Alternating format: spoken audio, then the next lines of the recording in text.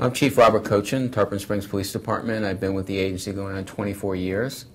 Peace for Tarpon is an initiative that was actually started by our Vice Mayor, Robin Sanger, and she worked with a professor by the name of Andrea Blanche, and they brought a concept to the city that involves trauma and how trauma affects people's ability to cope, and how trauma can actually cause all kinds of manifestations in people, their behavior, how they achieve in life, how they do in school. We brought a whole bunch of people together, a whole bunch of groups together, schools, police, fire, social workers, and really everyone kind of jumped on board with this. From a police perspective, one of our niches has been for the longest time is working with children, because kids are the key. It's our job to, to give this generation a shot at the future. And we have a Cops and Kids program with about 100 at-risk, disadvantaged children in it. We're one of the only agencies in Pinellas County that has a full-time SRO dedicated to elementary schools because we want to capture kids when they're young. We also have an officer full-time dedicated to homeless people. And kind of this part of the puzzle is working really good with Peace for Tarpon, because now we're able to use the resources and the concept of Peace for Tarpon to bring it into the schools, bring it to homeless people. One of the interesting things about homeless people and how Peace for Tarpon fits in, traditionally, especially since the 2008 Great Recession, a lot of people have become homeless. We all know that homelessness is primarily caused by drug abuse, alcohol abuse, but it's also caused by people losing their jobs, and it's also caused by trauma. That's one of the unidentified things that people don't realize. But it used to be that if the homeless people caused problems in the community, we would take a purely law enforcement approach. We would go out there, and if they committed an ordinance violation, which most of them were, we would arrest them. They would go down to the county jail. They would get a meal. They would get a change of clothes. They would go before the judge the next morning. They would give them time served, and they would give them a bus token to come back to Tarpon Springs. So basically, they would be back on the street again doing the same thing. It was a revolving door that just wasn't working. So what we did was we got an officer involved who has a great knack with homeless people, and instilling some of these things with Peace for Tarpon, some of the concepts of trauma, the drug abuse, the alcohol addiction, the loss of a job, the ability not to cope in life, which probably is the reason why they're on the street. We started working with them and getting them into programs, that would give them a shot to get off the street, whether it be dealing with their alcohol addiction or dealing with their drug addiction. So we had an officer that so far has taken 170 homeless people off the street into programs that actually give them a shot at life. And our homeless population has declined, and these people aren't sitting in jail for one night and then coming back on the street. They're actually going into programs that actually gives them a chance to turn their life around. And one of the things that I hope in the future that these programs will start to incorporate is not only dealing with their drug abuse, alcohol abuse, but also looking at trauma, also bringing in people that can address trauma in their lives. We have a lot of veterans now coming back from Iraq and Afghanistan, and they have been traumatized by war. We're actually seeing it in law enforcement. A lot of these veterans not only want to be police officers, but some of them end up on the street. And it's a hard issue to deal with, but really it is about trauma. It is about that segment, addressing that issue with people that gives them a shot. Police work traditionally has always been about arresting people, but there's a more creative side of police work that we got to look at that really makes a difference. And Peace for Tarpon kind of fits into that puzzle for us. I have my homeless officer committed to it. We have our elementary SRO committed to it. We have our Cops and Kids program coordinator, Officer Hayden, committed to it. And we know about this program. It's definitely a collaborative effort, and the whole thing is to really make a difference. Will we ever solve crime? No, but that's the goal. And as you move towards that goal, you will make a difference, and we've seen it with the homeless program.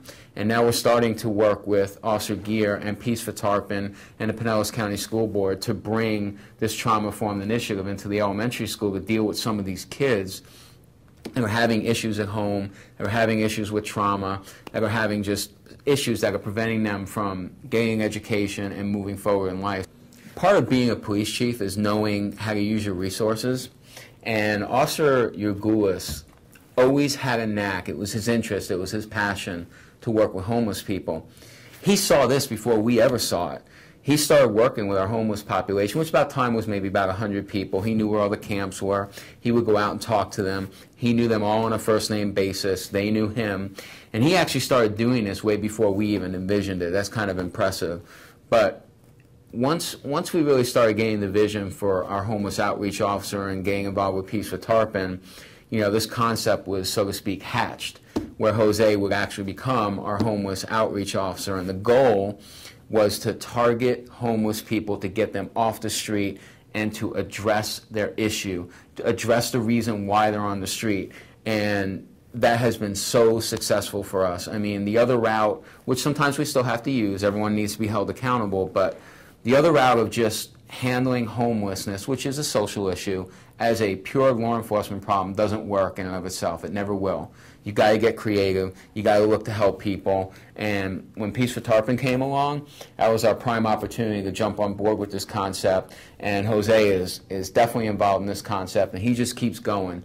He has a knack for it, so you got to know how to use your resources too. That's the key, you know, especially with our community and Peace for Tarpon. Everyone fits into that little piece of the puzzle, and it's done on a grassroots level. And if you keep it simple and you keep it grassroots, then we'll definitely have a lot of success.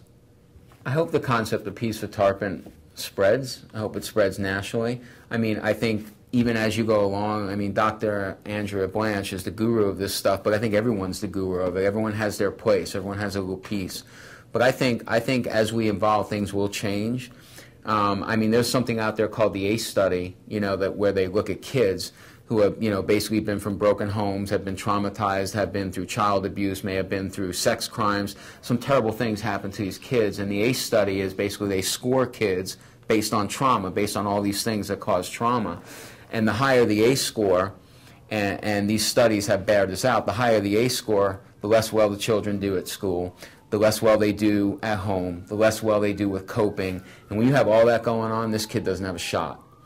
So what would happen if we don't address those issues, because I think the key is our kids, and I think we're starting to see a really good movement. I hope that's what the future is going to be, not only the kids, other things, but with the kids. We owe it to ourselves, we owe it to this generation to do everything we can for our kids, to get them to be productive citizens. If you take one kid and prevent them from going to jail and make them a productive citizen, not only from a human perspective, but prison is no way of life. Prison is the wrong way to go. We spend countless dollars just housing people in prison. Some of them need to be there. But if we can prevent that, how powerful is that? I believe Peace for Tarpon is allowing our police department to utilize our creativity and partnership with other people to address the root causes of crime. And, you know, I hope that this develops. I hope that this continues to move forward. And I hope that this not only, it's like a seed that's been planted, not only in Tarpon Springs, but I hope other, you know, geographical locations start to look at Peace for Tarpon. And every segment of this concept has to be different based on the communities you're dealing with. But I think our approach to kids needs to be the same. You know, we need to really get in there and work with our kids and these future generations to give them a chance to be successful, because I think our whole country hinges on that. And especially working with school systems, I mean, I think that concept should be the same everywhere. And when you see a lot of kids failing out of school or having, you know, social issues, there's usually trauma behind it. And we got to get those people in there to work with those kids to address that trauma and address their issues so they can basically move on and become productive. And I think we've seen that. We've seen that in some of the things we've done in Cops and Kids, where we're mentoring, you know, kids. We have a whole host of people in there, experts, social workers, teachers, that are mentoring these kids and helping them, you know, become productive.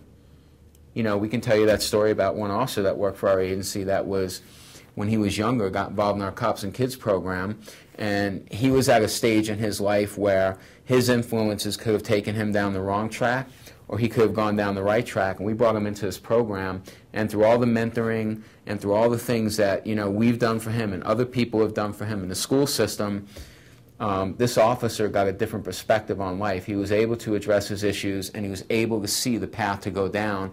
And that officer went into the military, did a bunch of tours in Iraq, and then came back and became a police officer at our agency. And now that same officer is a school resource officer at the high school, and he's giving back his experiences to these kids. He's working with kids that are homeless. He's working with kids that are, you know, these at at-risk kids that are sitting there at that stage in their life and are looking at going down the wrong track, and he's cutting that off. With some kids, it's impossible to reach everybody, but these are big steps, and that's creative police work. That's where you're going to get the most results.